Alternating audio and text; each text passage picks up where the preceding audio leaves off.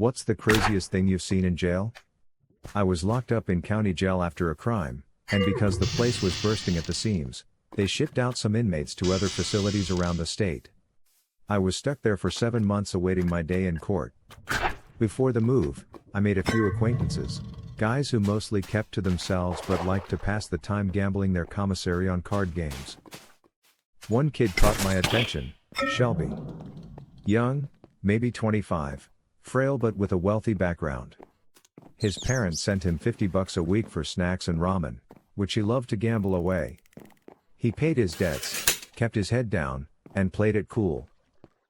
Then came transfer day. It was midweek, and everyone said I'd end up in Pelham County Jail. They warned me, that place is a nightmare. The drive there took 4 hours, straight shot south to South Georgia. When we arrived, the building looked like it might collapse. Small, dilapidated, and sketchy as hell. I thought, if I make it out of here alive, I'll be lucky. Things only got worse once inside. They processed us, fingerprints, new jumpsuits with prison stripes, then walked us to different blocks. I was with one other guy, and we were led to the last cell block, D. At the end of a long hallway was a heavy metal door. The noise behind that door was deafening.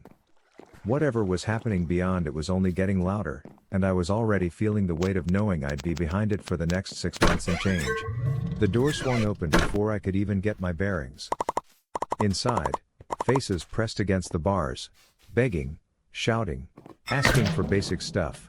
Phone call, nail clippers, nurse. Every face was black, gold teeth, tattoos, the whole gritty package. My stomach sank. I thought, this is hell. Better get ready. I hurried in, dropped my stuff, and looked around.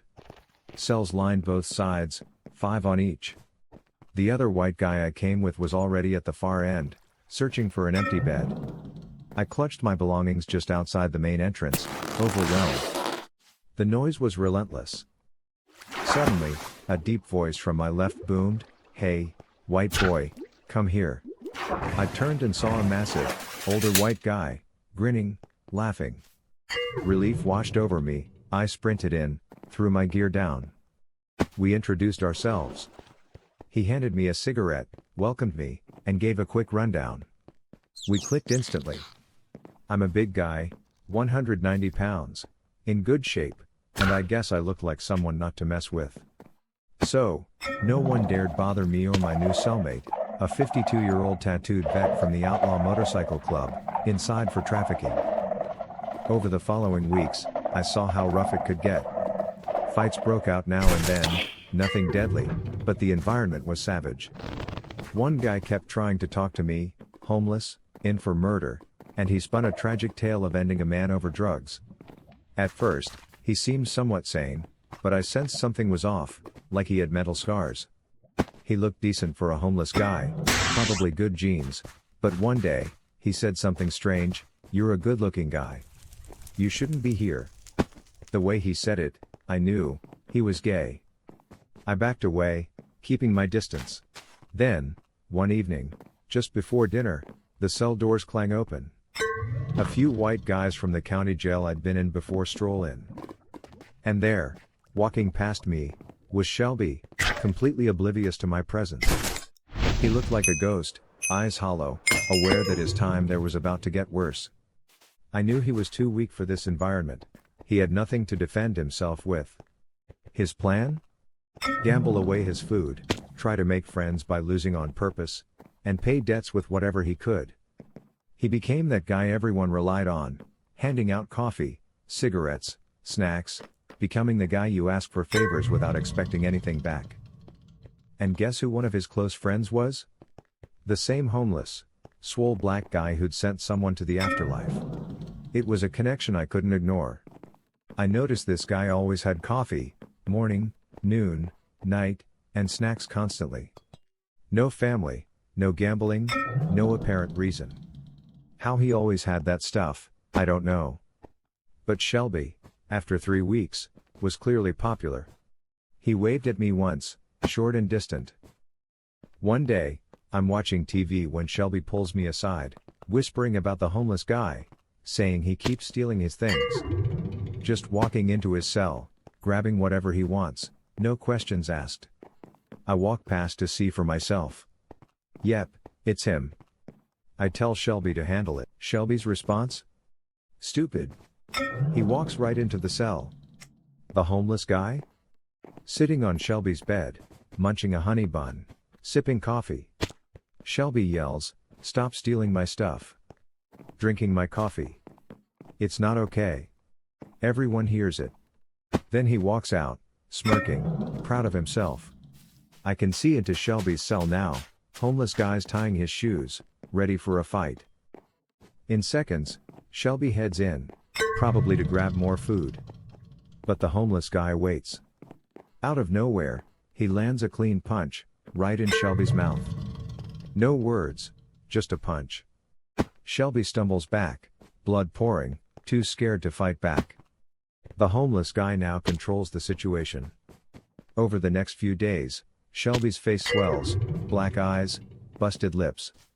It's obvious he's being beaten at night. No one saw, but multiple inmates knew what was happening. At night, when cell doors lock, at least 3 others in his cell knew the truth. About 10 days later, Shelby looks wrecked, bruised, exhausted, no longer gambling. While my biker buddy and I sit smoking in our cell, Shelby's other cellmates, black guys, come over. They tell us, "Y'all need to do something. That kid's in trouble." They admit Shelby is being controlled, forced to slurp this homeless guy or face worse. They say the homeless man now carries a knife and threatens Shelby's life. That's when I finally understood why Shelby's beaten down and always staring into space.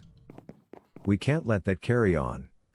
Without hesitation, my friend and I storm into Shelby's cell and start fighting that homeless guy. We're hitting him hard. He tries to cover his face, but our boots are relentless. All our frustration with the system, with the guards, every ounce of rage is poured into that fight. If you want to force someone to do that kind of thing, you're a predator.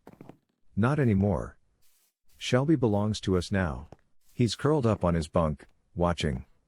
I notice the homeless man's missing teeth, fluids leaking from his eyes, mouth, nose, he's bleeding out. The other guys tell us to stop, saying we might kill him. I hold back, I don't want a murder charge. My friend keeps going.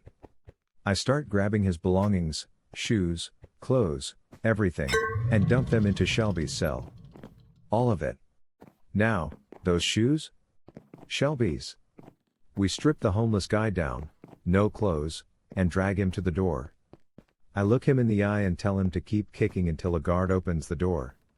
I give him one last kick, watch him gasp, and yell at Shelby, "You want to toss some punches before he leaves?" No reply. We tell the homeless guy to keep kicking. He gets up, slowly, and does it.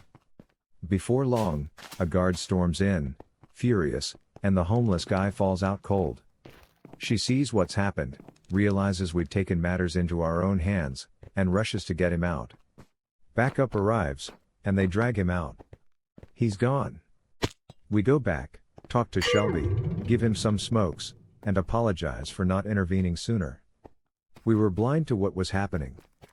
At some point, Shelby should have come to us, but some things are just too sick to ignore, like forcing someone to slurp for survival. When I left Pelham, I truly believed Shelby was in better hands. He was the white kid who'd been through enough. I never saw or heard from him again. Before I left, he thanked me, and I hugged him, telling him to keep fighting, no matter what.